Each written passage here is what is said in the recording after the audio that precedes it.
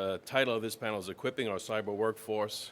And as you know, cyberspace is the newest Defense Department's domain, the previous four being AFCEA, Land and Space. It's probably the most dynamic and challenging, at least at this time. I'd like to start also by introducing the panel members. We have Chuck Smith from Army Research Lab. We have Mr. Giorgio Bertoli from the CERDEC I2WD. And Mr. Coulter from Space and Terrestrial Communications Directorate. So ARL runs a cybersecurity service provider which allows ARL to prove out research in a real-world, operationally relevant environment. Mr. Smith's team maintains all of the production hardware and software. Mr. Coulter, he's from, as I mentioned, Space and Terrestrial Communications Directorate. He is with the Cybersecurity and Information Assurance Division. He has a technology portfolio that includes software insurance, cryptographic monitorization, and tactical radio defense. Mr. Coulter's research is focused on increasing cybersecurity and usability of tactical systems and integrating assurance into software and systems engineering. And our final panelist is the Senior Science and Technology Manager at the CERDEC Intelligence and Information Warfare. I have a pleasure of working very closely with Mr. Giorgio Bertoli. He's got 22 years of federal service and 6.5 years in the military. So Mr. Bertoli's primary research areas include the development of advanced electronic warfare and cyber offensive operations. And I'd just like to point out that we have the defensive nature of the work was in Space and Terrestrial Communications Directorate. That's Mr. Coulter. Mr. Bertoli, he's part of the offensive group of cyber. And then we have the person from Army Research Lab to do the research and operations. That said, we are going to start. Okay, thank you very much. What I want to cover here is some of the research themes that we're pursuing and explain a little bit about how they integrate into our environment. They mentioned that we operate a cybersecurity service provider that allows us to prove out these research ideas in real-world relevant environments. So we'll start at the top and we'll go clockwise around, where we're looking at things like supply chain management, moving target and dynamic cyber defense, and insider threat. Let's talk a little bit about some of those issues. We are actively looking at research and looking for research that would help us secure the supply chain. Almost everything we obtain, we get commercial off the shelf. So we are relying on our suppliers to provide us with equipment and software that we can actually trust. We're looking at moving target. One of the key things with moving target is to be agile in cyberspace so that we're harder to find. They talked yesterday at some of the plenary discussions about how we might be able to change the systems that we're using dynamically to make it more difficult for the attackers to actually gain a presence. Insider threat is a large area where even inadvertently an insider can disclose information that will compromise the network. And we want to be able to detect that, and we want to be able to guard against that. We're looking for information security, continuous monitoring, and things like hardware-rooted security in mobile devices. One of the key things with ISCM is that, and I believe we see cyber situational awareness down at the bottom. You can't manage what you don't understand. And in the military, the networks are incredibly complex, and it's very difficult for senior leaders to get a clear handle on what's going on. There might be some understanding at the lower levels, but as these things roll up higher and higher, it's a cloud. And so we're looking at technologies that will allow us to get better understanding of what's actually going on out there. Some of the cyber attack and response recovery, we need to be resilient. We need to understand that this is a contested environment and we cannot count on our systems to not be compromised. So we need to learn how to operate in a compromised system, learn how to operate in a degraded environment. We also need tools and technologies that are resilient so they can operate in a degraded environment. Again, we talked about cyber attack protection, prevention, and preemption.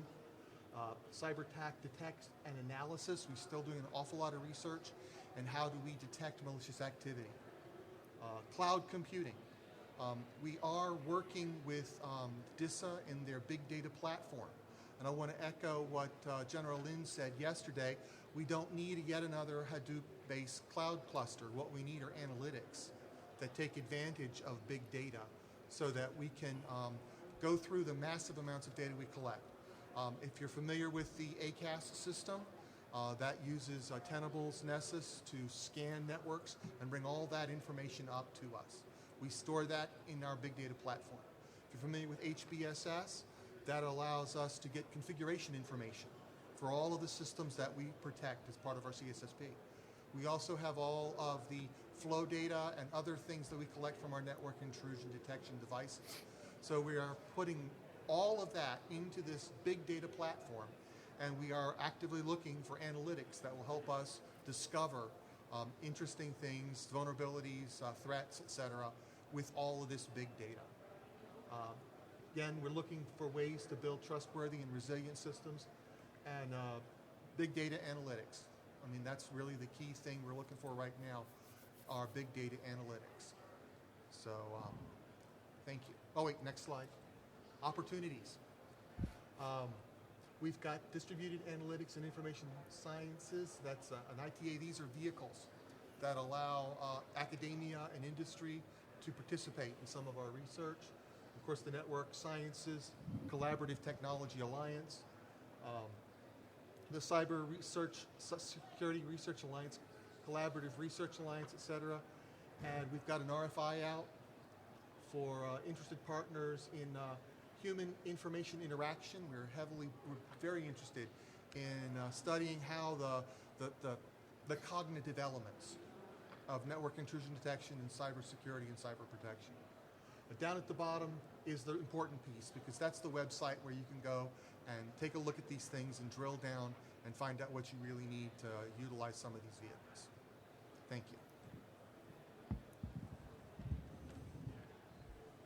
All right, good morning again. I am Donald Coulter from the CERDEC Space and Terrestrial Communications Directorate. So our research areas are focused on R&D and engineering in cyber defense and cyber resilient systems. The three key principles of this: trust, ensuring trustworthiness of systems, preventing our adversaries from disrupting or degrading our mission, and as well as using situational understanding and detecting intrusion quickly and reacting to that. Fortunately, you'll see some of the same themes that you saw presented by Mr. Smith, which is great because we transition a lot of their technology and build upon that. So going in, we're looking at trust as a foundational layer of all the work that we're doing, making sure that we can trust our hardware and software systems that we're using and the people as well. Some of the areas that we're interested in include software assurance, methodologies for reducing vulnerabilities in software and systems, application layer malware mitigation techniques, multi-factor authentication as well, looking at how do humans authenticate themselves so we trust the human using the system, and how does the person trust that the system has not been compromised, as well as some cryptographic modernization, looking into how do we secure our data at rest and in transit and communications effectively. The next layer we look at resilience, builds upon that trust. Excuse me again. We can't just unplug our devices when something goes wrong. We have to continue to fight the fight, so we have to be able to respond to adversarial activity. We like to believe that because we built the trusted systems and networks, no one will ever get on the network, but we know that there are people out there trying to do so anyway. So we have to be able to respond to that effectively. We have to look into technology that is focused on obfuscation, deception, and evasion of cyber activities. Have to look at using artificial intelligence to more effectively analyze and understand the behavior and things that are happening on the network and how to address them and respond to them. Looking at how emerging technologies and how we can leverage them for our missions and how we can secure them more effectively. These include Internet of Things devices and sensors, cyber physical systems, etc.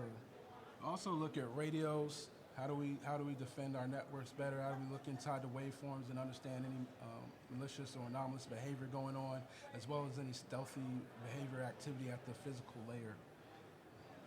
All right, so our goal here again is to withstand cyber attacks and to continue to fight and continue to conduct missions in the face of adversarial activity. Finally, we're looking at the next level is situational awareness, and beyond that, situational understanding. So being aware of what's happening, using those sensors that we talked about from a resilient standpoint, responding, but bringing a human in the loop. So being able to equip the soldier with the knowledge and awareness of what's happening, allow ourselves to be able to anticipate what's going to happen and how it could affect or impact our mission. From that area, looking into data analytics, looking at sensor reporting and control frameworks to pull all that data together and present it in a easy to understand format that we can reason upon and make decisions upon. So again, here we're just trying to build off those sensors and integrate with those sensors and built on those trust systems to make sure we understand what's happening on our networks. All right, next slide. So some of the challenges we face obviously a lot of technical challenges, but those come and we address them accordingly. I think some of the real challenges can often be just the general keeping up with the pace of technology, which really provides challenges on multiple fronts. Our ranks are increasingly becoming filled with digital natives and people that expect to have the latest and greatest tools and are equipped and capable of using them. So we have to be able to look at these devices. They're not always built with security and assurance to the level that we like, so we have to be able to look at these and figure out how to add in assurance to these devices. Even when we are developing systems and solutions for cyber security or information assurance, we have to look at these devices. A lot of times they're built for enterprise context and assume you have resources, compute power, and network bandwidth.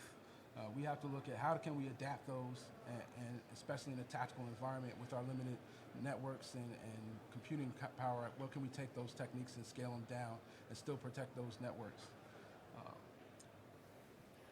And finally, is just looking at all of the different players. We have so many different partners, both within one service, but within across the services, our joint community and our coalition community. Even if we develop these technologies, how are we securely interacting and gathering information and sharing that information with our partners and gathering information that our partners may be getting and utilizing that information to protect ourselves from a cyber perspective as well. Again, some of the opportunities to collaborate, and we have a broader agency announcement out now that you can check out. We have CRADAs that we like to enter into to advance the technologies. We have CIBRs and STTRs as well. And so there are a number of different opportunities to collaborate and work with you guys to help us figure out how to solve these problems. Thank you. Hi, good morning.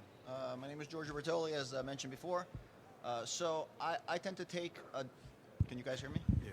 I tend to take a different perspective as my two comrades here because I tend to have an offensive focus lens, right? So I have 4 charts for you, though I cheat because they're build charts.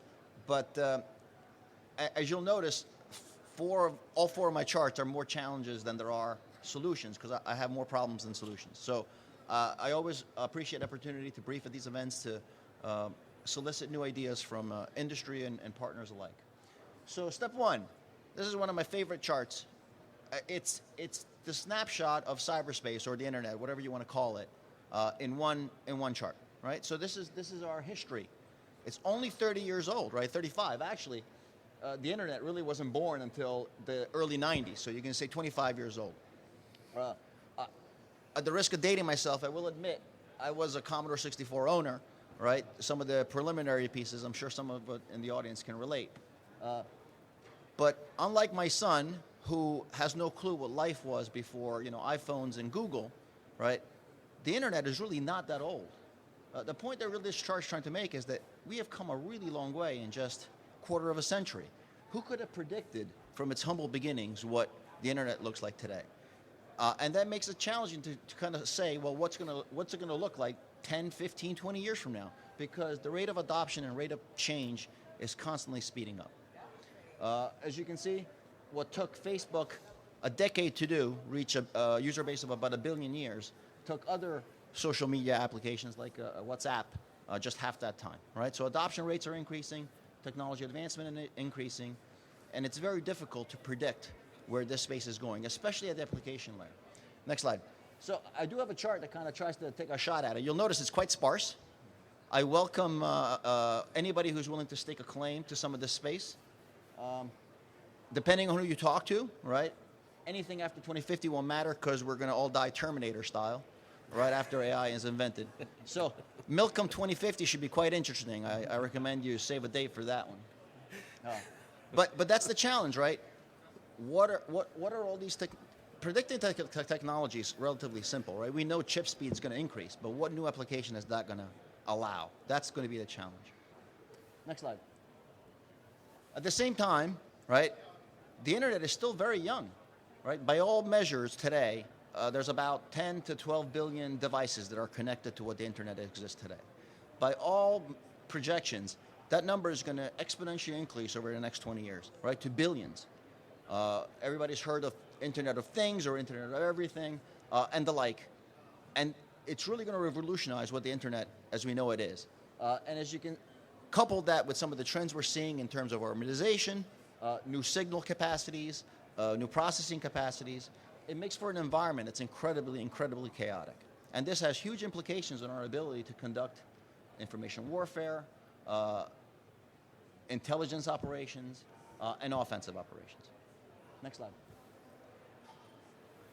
So, this is kind of what warfare looks like, or what we believe warfare is going to look like, whatever the next war is, right? Where we have our traditional air, land, and sea kinetic operations, but at the same time, we're fighting this virtual war within cyberspace, right? And the two are interconnected, right? What happens in one domain impacts what happens in the other. So one of the core things we're trying to do within my director is twofold. One is, if there is something within the physical domain that you know of, right? You see it, it's there. What is its projection within cyberspace, right? And we tend to call this situational awareness, situational understanding within cyber. The second thing we want to do is, if we do things within the virtual domain within cyberspace, what repercussions or effects, desired or undesired, will that have on the physical world, right? Those are the two things we want to do. They sound simple. The problem is that the translation between these two spaces is not trivial, right? There's lots of barriers that get in the way. Give me one click, Mike. It should build out. Right, and here are just a few, right? We talked about some of these in terms of the technology refresh rate, the adoption rate, the constant moving of technology, but there are more, right? There's, the adversary doesn't stand still either, right? They like to do things here, right? There's ambiguity in cyberspace. There's constantly, encryption is becoming prevalent. It's becoming commoditized, where everybody can have it, right? So all these barriers are causing issues that we are trying to solve, right? And technology will get you partly of the way there. It could break down some of these barriers, but not all, right? This is a full, as we heard this morning, a full .mil-PF problem that we have to deal with. Next slide. So, I like this chart because it kind of breaks down the problem at different echelons within the acquisition process, right? So this is where I sit, S&T.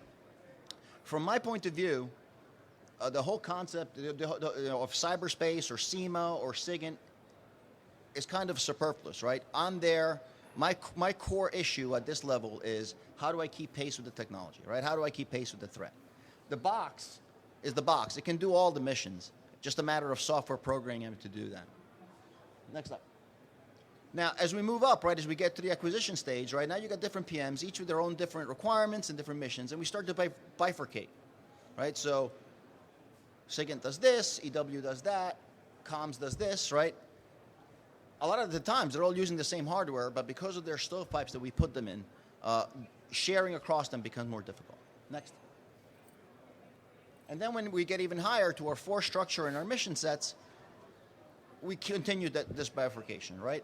For good reasons, right? We have different authorities, different users, and we constantly get split apart. Next. Right? And then on top of that, you start throwing in things like classification boundaries into the mix, and you really start getting this divisions that are hard to overcome. So at each layer, we have programs or interest in ideas for how to squish these all back together, right? Ideally, we'd like to get to a place where this branching out is as minimized as possible, and that we have maybe tunnels to get from one to the other. Next. So at the very bottom, we constantly work on developing new techniques against new technologies as they come out, right? Trying to keep ahead of the emerging technologies. But we do like leveraging some common standards in terms of software development frameworks, right? We want to minimize, right? For every new threat that comes out, we want to minimize the amount of new code that you have to develop and reuse as much as possible, right? You don't have to build a new GUI every time you want a new tool, right? That's a habit we've gotten into that we really need to break. Next. At the PM level, we're really pushing the concept of open architecture, open frameworks. There's actually a booth here that I recommend everybody go check on the RF open architecture work that we're doing.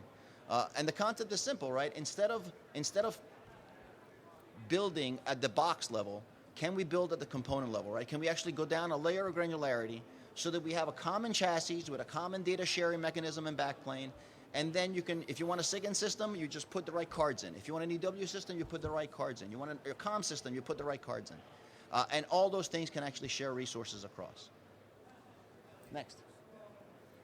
And last, when you start getting to the force structure and operational level, we got to break down some of the boundaries, right? We got to be able to share data across classification boundaries. We got to be able to share data across mission sets, defensive and offensive, right? We got to be able to expand the operator platform, right? So you got the cyber mission forces that do their work, but you also have a huge tactical force potentially deployed on the battlefield with a lot of resources as well. Can the cyber force be allowed to leverage those tactical assets within proximity of the RF networks of the environment to do their mission, right? With coordination, of course, right? But can we expand their reach so that they can leverage those assets as well for both situational awareness and potentially to project power? Next slide. All right.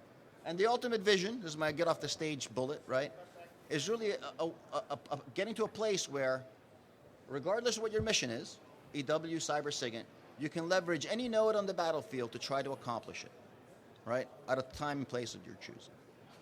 All right, I think that's it for me. With that, I guess we're going to open it up for questions. Yes, let's open up the floor for questions. Again, smart guys defend, attack, and research. So if there's anything that falls within those areas, please feel free to ask. Go ahead. Yeah, if you don't mind.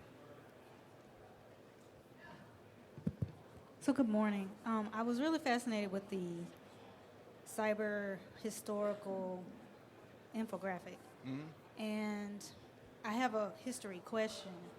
The graphic captures a lot of events, but I'm more curious about the evolution of the word cyber.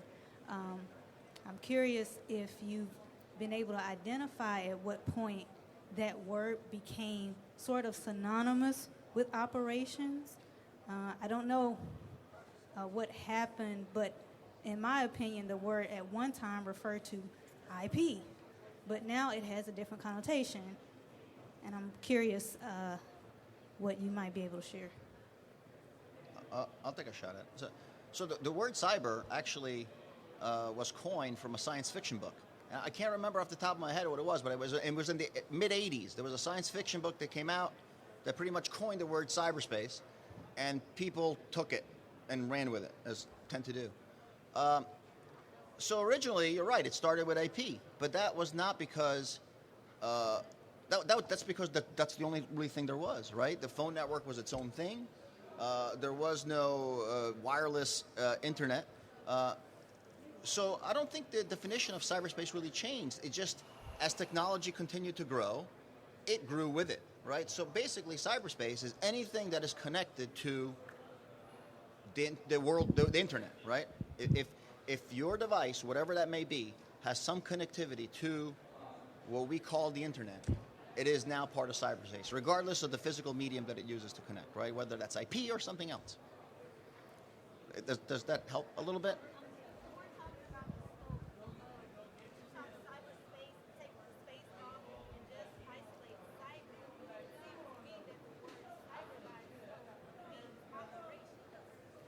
Operations?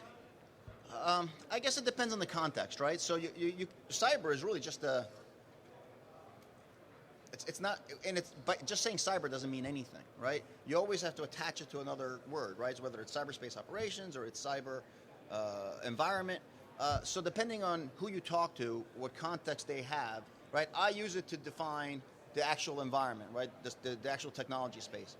You talk to one of the operators here, I'm sure they're going to agree with you that it's operations and effects and intentions, right? So it's a matter of perspective. Yeah, a few years back, if you didn't have joint in your briefings, they sent you a briefing back. It had to say joint. You wouldn't get funded. So then it had to say cyber because That's the money was being put aside for cyber.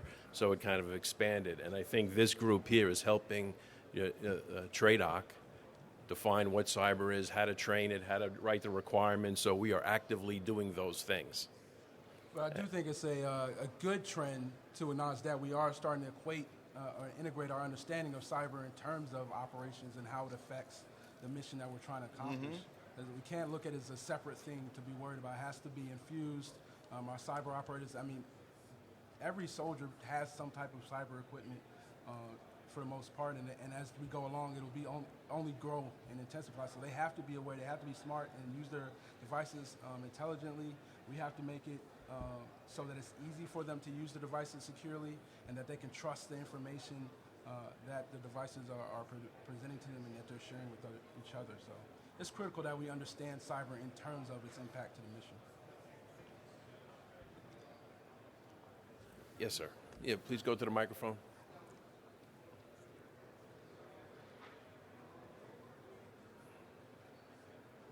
My question has to do with cyber testing.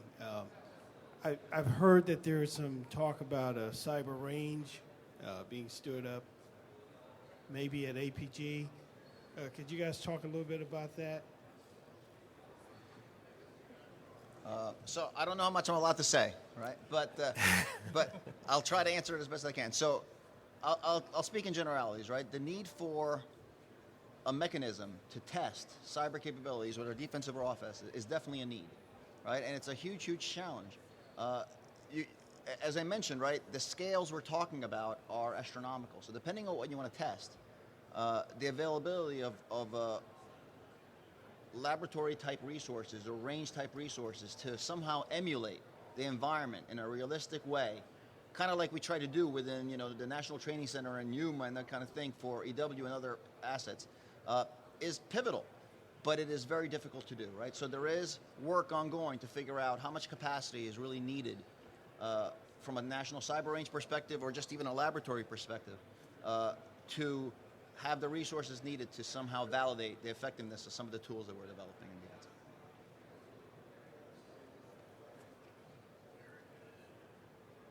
Any other questions? Oh, great. Thank you. Yeah, as we introduce new technologies, and I'll use GPS as an example, we also introduce vulnerabilities, right, which can be pretty damaging. Do you think we're doing enough up front in the initial designs to address the vulnerabilities in the new technology That's all you, bud. So I don't think we can ever do enough.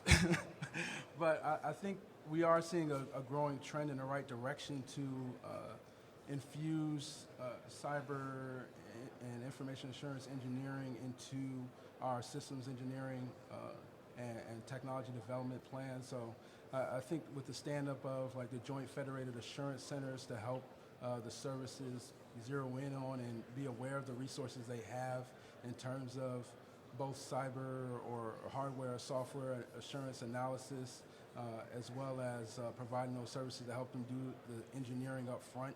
I think and all of the kind of infusing it in the laws and making it mandatory and coming up with different plans to make sure we're tackling that throughout the acquisition life cycle and to fund the research centers to understand or research how to better infuse systems with assurance.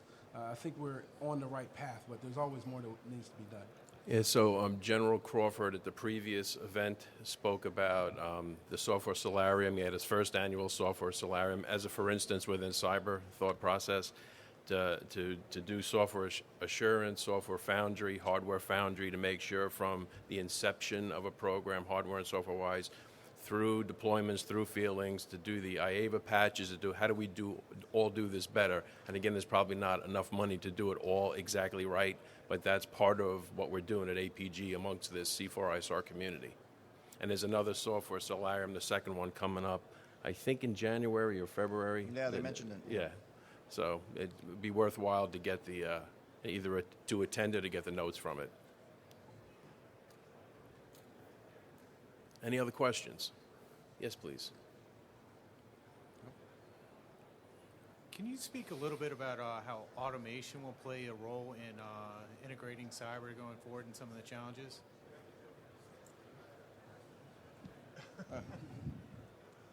Okay. The speed of cyber is much faster than humans can compete with.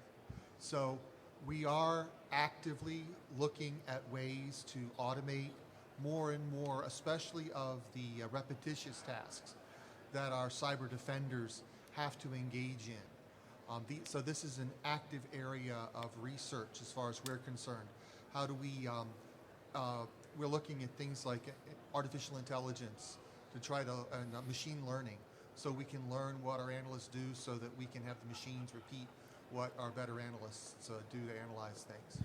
You have anything to add?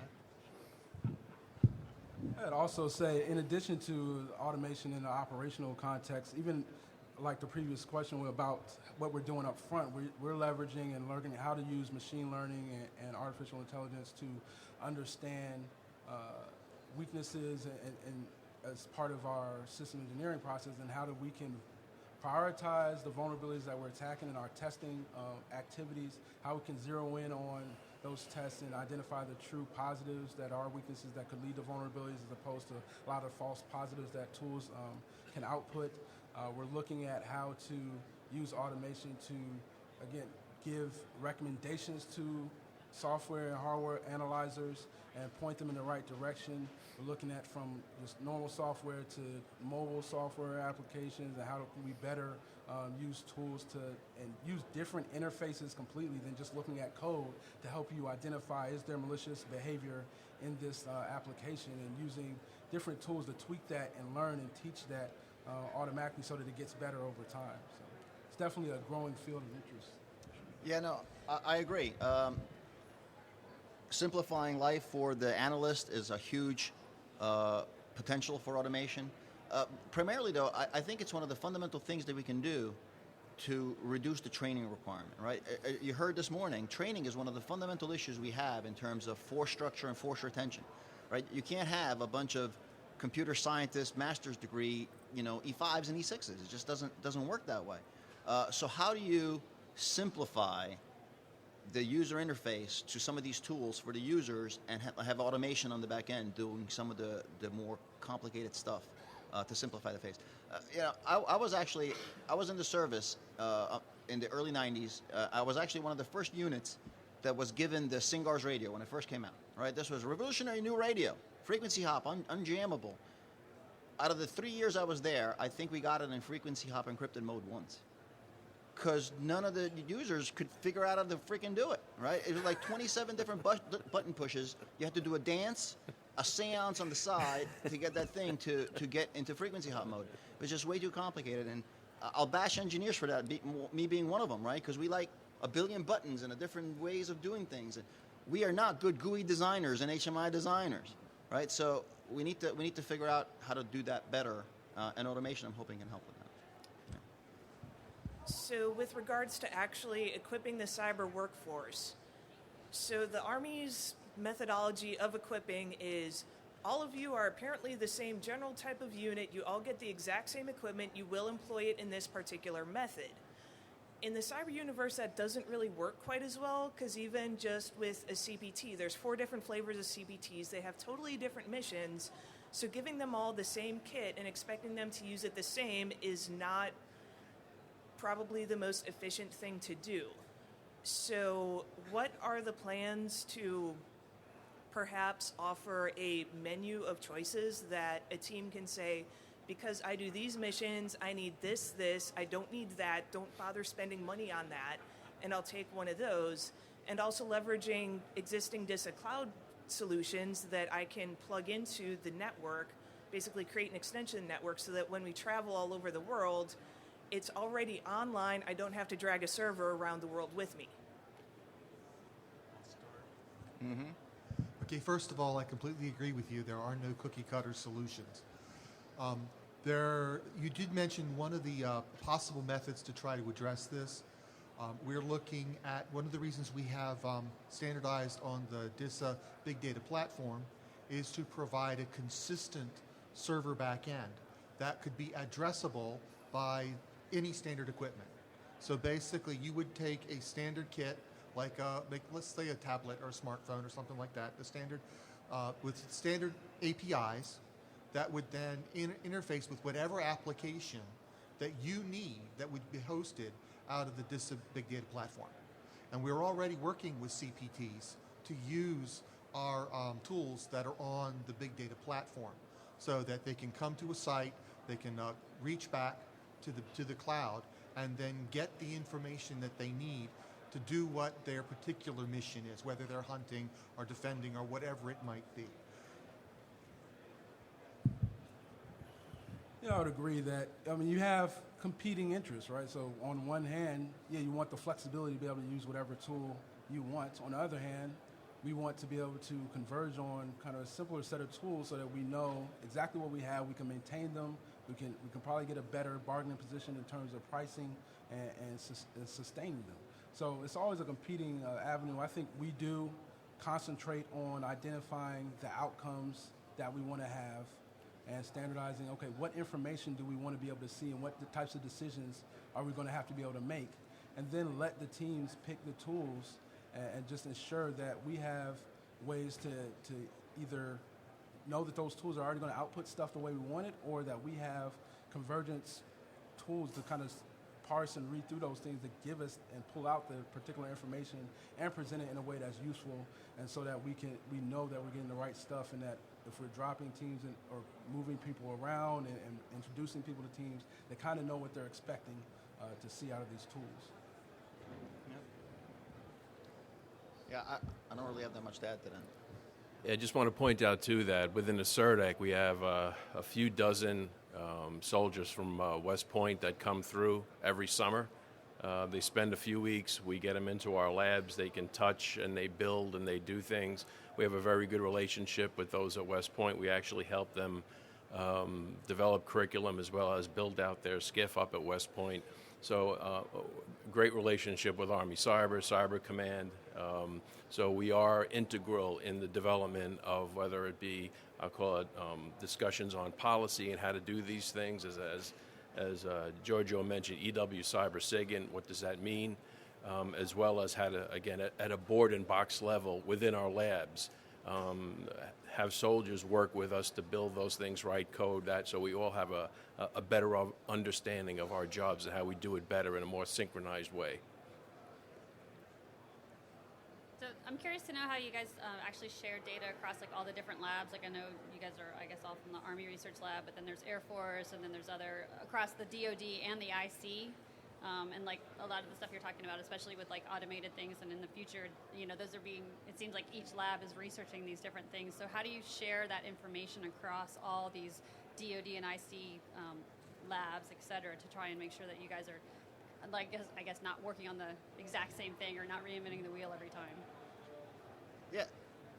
You want to take it first, then? All right, so a lot of times we have a lot of working groups and meetings. I probably never do any real work because I'm in so many different meetings and working groups. We have a software assurance Team C4SR software assurance group where we share stuff on APG. Have an RDCOM cyber community of practice where we're sharing information about what we're doing across the labs and the RDEX. We have a DoD communities of practice where we're sharing stuff across the DoD and across the different services. We have trusted technology computing programs and things where we're sharing stuff internationally. So, and we definitely have a lot of broad, from small focused niche groups down at one location to sharing across the country and the world about what we're doing and trying to leverage those different resources. We work outside of DoD with NIST, with DHS, industry and academia as well to pull in. We use those to help us keep abreast of what's going on in other places and identify those opportunities to leverage what other people are doing as well. Yeah, no, I agree. This is actually one of the areas that I think we're doing relatively well. We do have pretty sound formal methods for trying to minimize potential, duplication of effort, right? So, it was mentioned. So we have a community of interest at the DoD level that includes NSA, Army, Navy, and Air Force, as well as DARPA. That allows us to share what we're working on and ideas. There's always room for improvement, right? I would love to know maybe what some of the DOE labs are doing a little bit better than just within DoD. But within the DoD, I actually think we have pretty good visibility to what each other is working on. Now, visibility is one thing. Now, the next step, of course, is collaboration, right? And that gets a little harder, but even that is starting to get better and better, especially as resources are getting shrunk. We're trying to leverage new collaboration opportunities. So that's actually one of the things that I think is a good success story that we have. And we have quite a few data exchange agreements and program agreements with our Five Eyes partners and NATO partners, and we meet with them regularly to exchange, again, to make sure that we're not doing redundant effort. Because our budget is, stable, but in some areas shrinking, and in some areas they're actually better funded than we are. So it behooves us to go and do the exchange with them. Excuse me, I came a little late, but I was wondering, in order to have your infrastructure modular and be able to accommodate different generations of equipment, so that you can maintain fieldability for the various elements of the infrastructure that you need to field, you at the same time maintain a sort of immunity to traffic analysis within your infrastructure. Have you done any work in that area as far as what do you feel are the appropriate steps that you need to take in order to accomplish that goal? I must admit, I'm not sure and I have fully understood the question. At the same time, you want the transparent to when you add or subtract systems, but opaque when an adversary tries to analyze your system and probe for faults. Are you asking whether standardization adds kind of like a homogeneous vulnerability footprint for an adversary to take advantage of? Well, each system is going to have its own vulnerability, but basically, if you can make opaque where that particular vulnerability is within your system, you'll enhance the security of that system. So there's actually a philosophy, and you correct me if I'm wrong, right? There's a philosophy that's been around for a while that obscurity does not equate security, right? It helps. Don't get me wrong. It helps, but it's a Band-Aid fix, right? Because you're good as long as you're obscured, and the moment you're no longer obscure or opaque, as you said it, you're no longer secure, right? So I think we actually tend to stay away from that. We tend to try to shy away from proprietary, obscure security.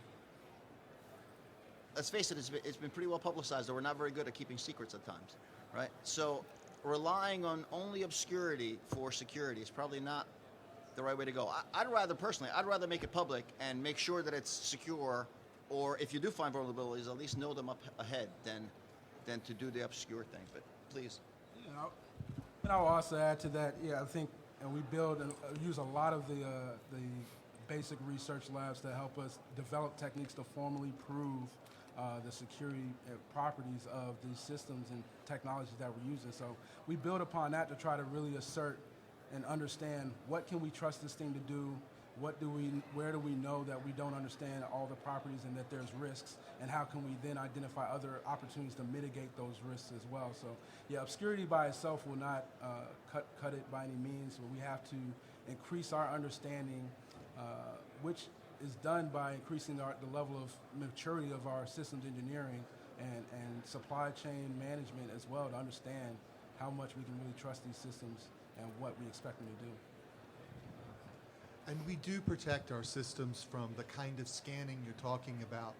so that the tools I use to collect information for situational awareness, I can tell you because of all the flaming hoops I have to jump through to make them work, that it's not straightforward to just get a scanner to scan a network. There are lots of things involved to stop that from happening.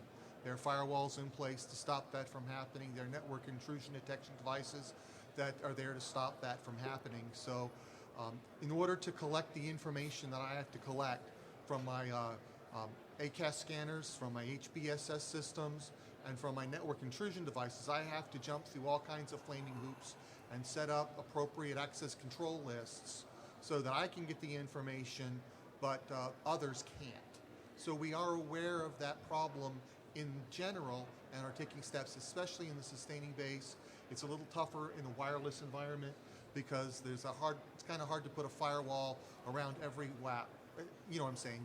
There's too much that is exposed in the air in those environments. But we are aware of those problems and are actively searching for solutions to try to practice good OPSEC and not overshare without relying on that obscurity itself to protect our systems.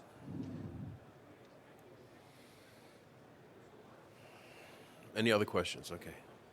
So first of all, as a CCOM employee, I'm obligated to advocate for the software Solarium. Excellent. Which is planned for 2 to 3 February. Oh. And those of you plugged into HQDA announcements should see something about that in the coming weeks. And I don't know if I have a question or more of a comment on the discussion about obscurity and security and all of that. I think certainly from a sustainment perspective, one of the things we're seeing is a lot of emphasis on resilience. You know, if you're developing with open architectures, if you're using COTS, there are going to be vulnerabilities that the adversary will know about and probably will successfully exploit. So now the question is, how do you continue your mission despite that partial exploitation? And how do you build a system that will continue to function and recover? That's my comment. Yeah, no, we wholeheartedly agree. As a matter of fact, I think there's a fundamental trend across the organizations to switch from a protect to recover kind of thing, right? So, you know, I think we've all gotten to the point where we can say that there's no way you're going to be 100% defended, right? So minimize the opportunities, but have a plan to recover and be resilient when somebody gets it. Absolutely. And I think we have to continue to take that step further. It's okay, we've identified an issue. Now we got to get that back into the maintainers and the developers' hands and that information so they know, don't do this in the future. Close this gap so that we don't see this same problem down the line. So there has to be a continuous feedback loop as well.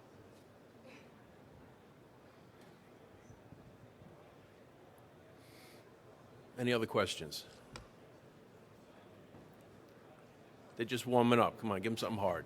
That's right. We still got 25 minutes to go. Yeah, we still got 25 minutes.